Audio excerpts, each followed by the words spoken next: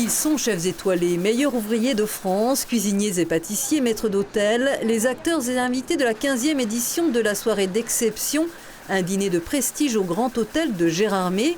Avant, ils auront visité l'entreprise textile Garnier-Thiebaud où sont confectionnées les nappes et serviettes que l'on retrouve dans les plus grands hôtels et restaurants.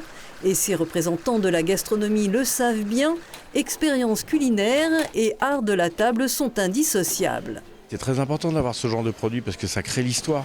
Enfin, c'est le paradoxe de nos jours, on voit plein d'images à travers les réseaux sociaux, mais on n'a pas le toucher.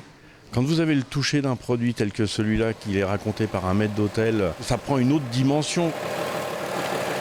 La qualité du support matériel va avoir une influence sur la perception de la qualité du service ensuite. Et donc si vous avez un linge qui est qualitatif, d'une manière inconsciente, le client va se projeter en se disant « je suis dans une maison de qualité ». Dans les cuisines, certains s'affairaient déjà comme Patrick-Henri Roux, doublement étoilé au guide Michelin. Leçon de cuisine, il paraît que les chefs français sont les maîtres des sauces.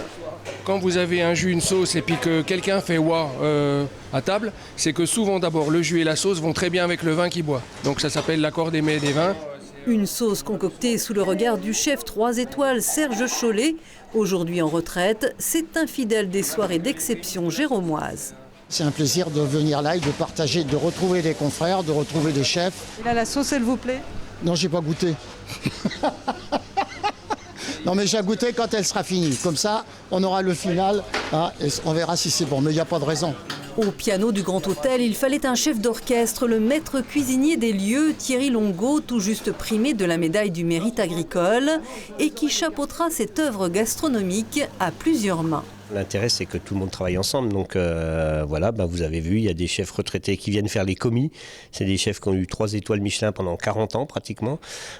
C'est aussi ça qui fait la réussite de cette soirée. Un dîner que l'on doit également à Claude Rémy, emblématique dirigeant et gourmet qui a dirigé le Grand Hôtel. Ce soir, on amène une nouveauté un peu différente, c'est qu'on met à l'honneur la salle, le service, la sommellerie, et c'est indissociable de la cuisine. Les tables sont dressées et pour Benjamin, le jeune maître d'hôtel qui dirigera le service, la chorégraphie devra être parfaite. Une petite part de stress qui monte petit à petit, c'est normal, mais il faut que ça soit du plaisir. On a un débriefing avant justement le gros service de ce soir avec les chefs MOF qui vont tout nous expliquer.